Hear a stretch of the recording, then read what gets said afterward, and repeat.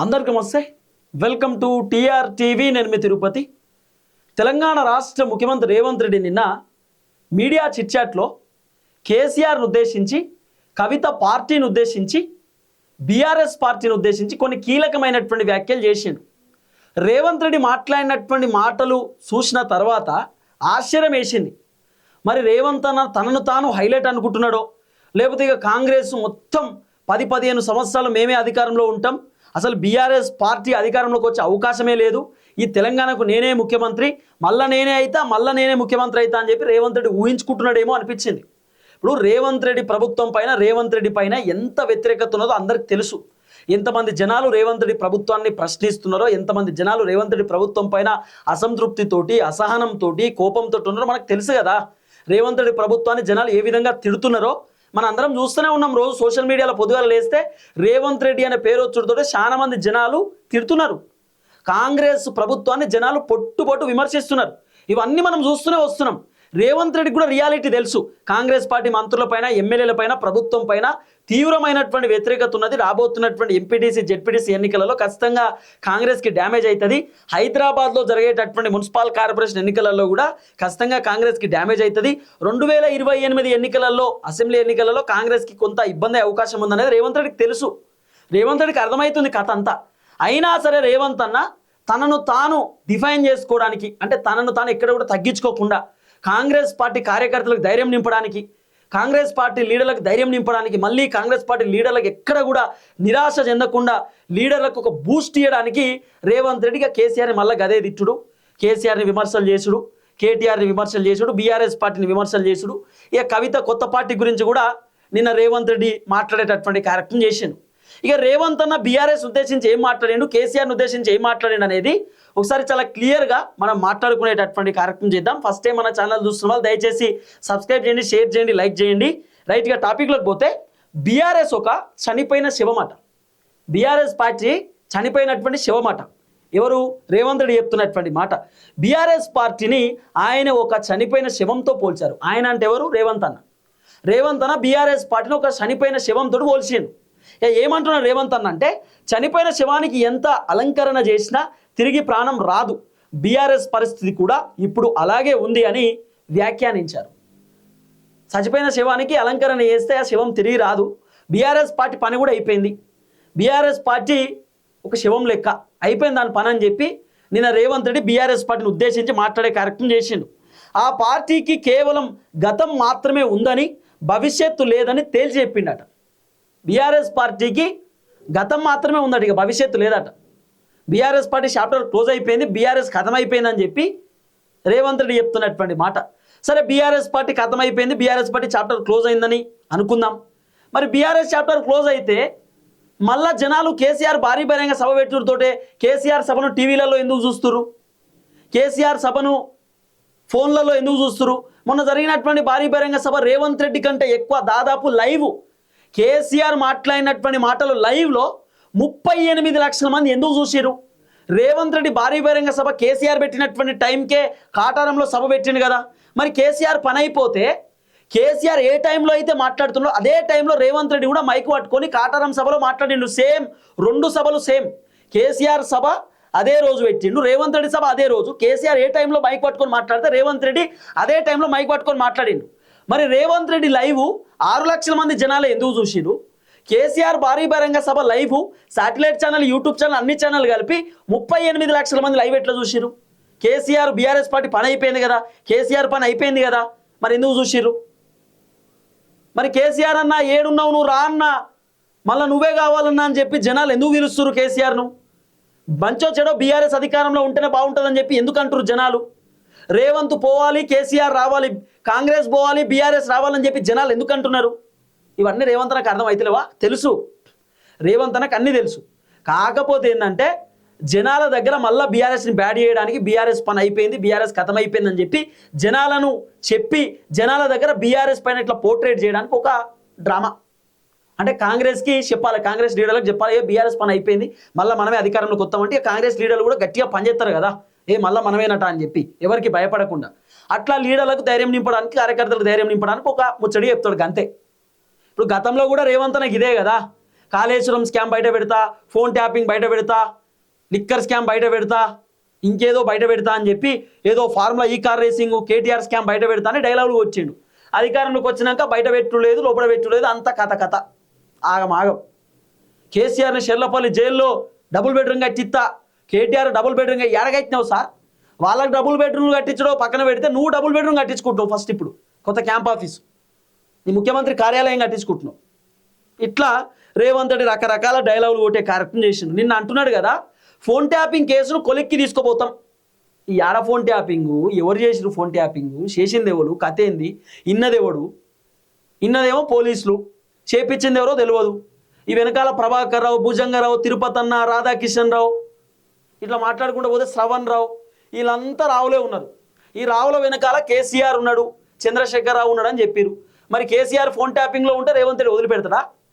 కేసీఆర్ని విచారణ చేసిన నందిరా గారి ఇంట్లో, కేటీఆర్ను, సంతోష్ రావును, హరీష్ రావును జూబ్లీ హిల్స్ పోలీస్ స్టేషన్లో విచారణ చేసి ఏం తెలిసిర్రు, ఏం బయటకు వచ్చింది? రేవంత్ రెడ్డి నిజంగానే ఫోన్ ట్యాపింగ్ చేస్తుంటే, రేవంత్ రెడ్డి అంటున్నా, కేసీఆర్ ఫోన్ ట్యాపింగ్ చేస్తుంటే మొత్తం డేటా అంతా రేవంత్ రెడ్డి ఎప్పుడో బయట పెట్టేటోడు. ఇప్పుడు బీఆర్ఎస్ వాళ్ళు ఏం చెప్తున్నారు, Revanth Reddy still now Congress party ఎమ్మెల్యేల మంత్రుల ఫోన్లు ట్యాప్ చేస్తుండ్రు రేవంత్ రెడ్డి అని చెప్పి కేటీఆర్ చెప్తున్న మాట, ఇది వాస్తవమా కాదా? మరి ఇవి కూడా రేవంత్ రెడ్డి బయట పెట్టాల్సినటువంటి అవసరం ఉంటుంది. ఇక పార్టీ మనగడపై ప్రశ్నలట. పార్టీ మనగడ పైన రేవంత్ రెడ్డి కొన్ని ప్రశ్నలు అడిగినట్టు ఏమనంటే, తెలంగాణ రాష్ట్ర సాధన అనే లక్ష్యం నెరవేరిన తర్వాత ఆ పార్టీ ఆవిష్కగత ముగిసిపోయిందని ఆయన చెప్పిండట. బీఆర్ఎస్ పార్టీని ఉద్దేశించి మాట్లాడే కార్యక్రమం చేసింది రేవంత్ రెడ్డి.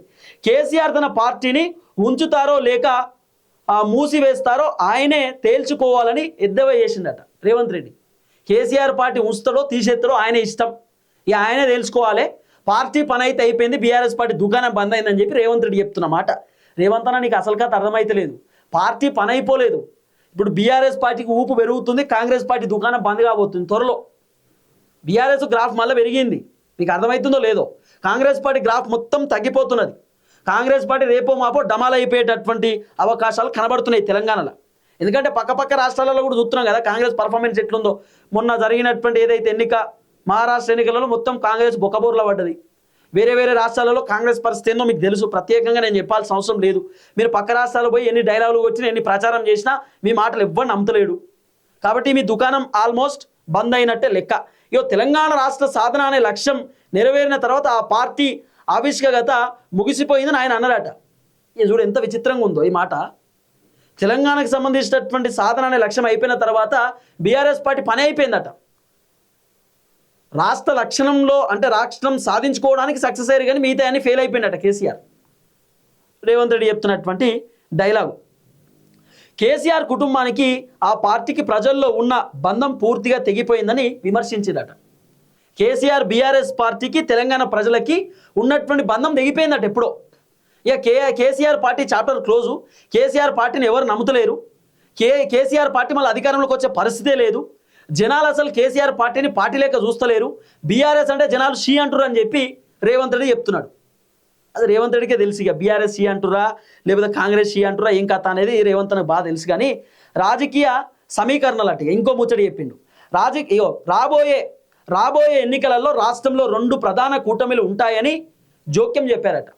అంటే జోష్యం చెప్పిండట రేవంత్ అన్న. ఏం చెప్పిండు జోష్యం అంటే, కాంగ్రెస్ కమ్యూనిస్టులు కోదండరాం ఒక కూటమి, కాంగ్రెస్ టు అట్లనే కమ్యూనిటీ అదే కాంగ్రెస్ పార్టీ ఒకటి, కమ్యూనిస్టులు ఒకటి, కోదండరాం మేమంతా కూడా కూటమిగా పనిచేస్తాం. మేమందరం కూటమిగా పనిచేసి మళ్ళీ కాంగ్రెస్ అధికారంలోకి తీసుకొస్తాం. మళ్ళీ కాంగ్రెస్ అధికారంలోకి వచ్చి మళ్ళీ నేనే ముఖ్యమంత్రి అయితే మళ్ళీ వీళ్ళకి మంత్రి పదవులు ఇస్తా, వీళ్ళే మంత్రులుగా ఉంటారని చెప్తున్నాడు. ఇప్పుడు ఇక కూనం నేనికో మంత్రి పదవి ఇస్తాడేమో, కోదండరాంకో మంత్రి పదవి ఇస్తాడేమో, మేమందరం కలిసికట్టుగా పనిచేస్తామని చెప్పి రేవంత్ రెడ్డి చెప్తున్నటువంటి ఒక డైలాగు. కాంగ్రెస్ కమ్యూనిస్టులు కోదండరాం కలిసి పనిచేస్తారట. బీఆర్ఎస్ మరియు బీజేపీ కలిసి మరో కూటమిగా ఏర్పడతాయని చెప్పి రేవంత్ రెడ్డి చెప్తున్నాడు. బీజేపీ బీఆర్ఎస్ 2 కలిసి కూటమికి ఏర్పడతాయట. ఇంకేం చెప్తున్నాడు రేవంత్ రెడ్డి, బీజేపీతో పొత్తు ఉండదని కేసీఆర్ దేవుడి మీద ప్రమాణం చేయగలరా అని సవాల్ చేసిండు. కేసీఆర్కు రేవంత్ రెడ్డి చెప్తున్నాడు, కేసీఆర్ నువ్వు బీజేపీతో పొత్తు పెట్టుకుంటలేనని చెప్పి దేవుడి మీద ఒట్టేసి చెప్పు. నువ్వు త్వరలో బీజేపీతో పొత్తు పెట్టుకుంటున్నావు కదా, బీజేపీతో నువ్వు కలిసిపోతున్నావు కదా అని చెప్పి రేవంత్ రెడ్డి కేసీఆర్ చెప్తున్న మాట. మరి రేవంత్ అన్న బీజేపీ పార్టీలతో టచ్లో లేడని చెప్పి ఒట్టేసి చెప్తాడా? రేవంత్ అన్న మొన్న Bharatiya Janata party ఎంపీలతోటి tiffin meeting పోలే? రేవంత్ అన్న బీజేపీ లీడర్లతో రెగ్యులర్గా టచ్లో లేడా? మరి ఇవి రేవంత్ అన్న కూడా చెప్పుకోవాలి, మరి దానిని తాను ఆత్మవిమర్శ చేసుకోవాలి, గుండెల మీద చేసుకుని. ఇక కవిత కొత్త పార్టీపై స్పందన, రేవంత్ రెడ్డి స్పందించిందేమని? కేసీఆర్ కుమార్తె కవిత కొత్తగా తెలంగాణ రాష్ట్ర సేన టీఆర్ఎస్ పేరుతో పార్టీ పెట్టడంపై స్పందిస్తూ ఉన్న పార్టీలకే దిక్కు లేదు, ఇక కొత్త పార్టీ ఎందుకని ప్రశ్నించినట్టు రేవంత్ రెడ్డి. ఉన్న పార్టీలకే దిక్కు లేదు, కొత్త పార్టీలో చేంజ్ చేస్తాయని చెప్పి రేవంత్ రెడ్డి చెప్పినట్ట. మరి దిక్కులేనటువంటి కాంగ్రెస్ పార్టీ తెలంగాణలో అధికారంలోకి వచ్చింది కదన్న. ఏ పార్టీ దిక్కు లేకుండా పోదు, ప్రజల కోసం పనిచేసేటటువంటి పార్టీలు ఖచ్చితంగా మనుగడ గట్టిగా నిలుస్తుంది. ఖచ్చితంగా ప్రజల కోసం పనిచేసేటటువంటి పార్టీలు, ప్రజల సమస్యలపైన పనిచేసేటటువంటి పార్టీలు, ప్రజలకు న్యాయం చేసేటటువంటి పార్టీలు తెలంగాణలో నిలబడతాయి, తెలంగాణలో సక్సెస్ అవుతాయి ఆ పార్టీలు. దాంట్లో పెద్ద ఇబ్బంది ఏం లేదు కదా, దాంట్లో వచ్చిన బాధ ఏమున్నది. తర్వాత కేసీఆర్ కుటుంబం అంతా ఒకటేనని ప్రజలను మభ్యపెట్టడానికి విడిపోయినట్టు నటిస్తున్నారని మండిపడ్డాడట. ఇప్పుడు కవిత కేసీఆర్ తిట్టినా కూడా కేసీఆర్ తిట్టించుకుంటున్నాడా కవితతోటి? బిడ్డ నన్ను తిట్టు బిడ్డ, ఏం కాదు, నువ్వు నన్ను ఎంత తిట్టినా నేను పడతా, నన్ను గుంటనక్కన్నా పర్లేదు, మరమనిషి అని చెప్పినా పర్లేదు, ఏమన్నా అను బిడ్డ అని చెప్పి కేసీఆరే కవితతో అని చెప్పిండా? ఏం మాట్లాడతావు రేవంత్ అన్న? కన్న తండ్రి కన్న కూతురుతోటి మాటలు పడతాడా? కన్న కూతుర్ని తిట్టమని చెప్తాడా? నాకు అగెనెస్ట్గా పార్టీ పెట్టుకుని నాపైనే పోరాటం చేయమని చెప్పి కన్న తండ్రి అంటాడా? కేసీఆర్కి ఏమవసరం కవితతో కొత్త పార్టీ పెట్టేయడానికి, కవితను కేసీఆర్ని తిట్టమని చెప్పడానికి? ఎవరి కోసమో తెలీదా? కల్వకుంట్ల కవితకు ఎవరి కోసం పార్టీ పెట్టింది, ఎందుకోసం పార్టీ పెట్టింది, ఆమె పార్టీ పెట్టడానికి గల కారణం ఏంది, ఆమె పార్టీ ఎందుకు పెట్టింది, ఎవరు పెట్టించినారు, ఎవరు వెనకాల నుండి నడిపిస్తున్నారు, ఇదంతా తెలియదా? సమాజానికి తెలుసు కదా, ఇంకా ప్రత్యేకంగా మాట్లాడుకోవాల్సినటువంటి అవసరం ఏమున్నది? ఇక కేసీఆర్ కుటుంబం అంతా ఒకటేనని ప్రజలను మభ్యపెడుతున్నారని చెప్పిండు. వ్యక్తిగత అంశాలపై క్లారిటీ అట. కేసీఆర్ తనకు రాజకీయ ప్రత్యర్థి మాత్రమే కానీ వ్యక్తిగత శత్రువు కాదని స్పష్టం చేసిండు. మరి వ్యక్తిగత శత్రువు లెక్కనే తిడతావు కదా, పొద్దుగాలైతే కేసీఆర్ సాగు కోరుకుంటావు కదా. కేసీఆర్ ఏది జెండా వార్త, కేసీఆర్ సమాధి కడతా, కేసీఆర్ గోరి కడతా, జెండా వార్త, జగిత్యాలో ఓడనిస్తా, కేసీఆర్ ప్రతిపక్షం లేకుండా ఏత్తా, కేసీఆర్కు చెట్టు గురేయాలి, కేసీఆర్ని రాళ్లతో కొట్టి చంపాలి, ఇవన్నీ చెప్పేది నువ్వే కదా రేవంత్ అన్న. ఇంకేమంటున్నాడు? కేసీఆర్ సాగు నేను ఎప్పుడు కోరుకోలేదు, నేను రాజకీయంగా మాత్రమే ఎదుర్కొంటా కానీ వ్యక్తిగతంగా కాదు, వ్యక్తిగతంగా నేను అందరితో మంచుకుంటా అంటున్నాను. మరి కేసీఆర్ని నువ్వు ముఖ్యమంత్రి అయినటువంటి 2.5 సంవత్సరాలలో ఎన్నిసార్లు తెచ్చినావు, ఎన్నిసార్లు విమర్శలు చేసినావు అని మనం చూసినాం కదా. ఈ రేవంత్ అన్న డైలాగులు మామూలు డైలాగులు ఉండేవి.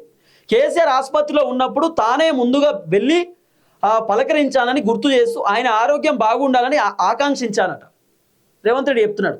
కేసీఆర్ దావకాన్లు ఉన్నప్పుడు నేనే పోయినా, ఫస్ట్ పోయి నేనే కలిసిన, ఆయన ఆరోగ్యం మంచిగా ఉండాలని కోరుకుంటా తప్ప ఆయనకు ఇబ్బంది కావాలని ఎందుకు కోరుకుంటా రేవంత్ రెడ్డి చెప్తున్నాడు. కేసీఆర్ నువ్వు ఎన్నిసార్లు సావాలని కోరుకున్నావు తెలుసా? భారీ బహిరంగ సభలలో, మీటింగ్లలో, ప్రెస్ మీట్లలో, మీడియా చిట్చాట్ల అవన్నీ వీడియోలు ఉన్నాయి. నువ్వు ఎన్ని చెప్పినా ఆ వీడియోలు అయితే డిలీట్ కావు కదా. నువ్వు అంటే కేసీఆర్ సాగు గురించే మాట్లాడతారు. మొన్న కేసీఆర్ కోపం వచ్చి తిక్కలేసి కేసీఆర్ చెప్పిండు, నువ్వు అంటే నా సాగు గురించి మాట్లాడుతున్నారు, నా సాగు కోరుకుంటారు, మీరు 1000 జన్మలు ఎత్తినా నేను సావనరా నా కొడక అని చెప్పి మొన్న కేసీఆర్ మాట్లాడిండు. మరి ఎవరిని ఉద్దేశించి అన్నాడో తెలియదు, కేసీఆర్ మాత్రం అన్నాడు ఆ మాట. కేసీఆర్ సావును ఎవరు కోరుకుంటారో వాళ్ళని అన్నాడు కేసీఆర్.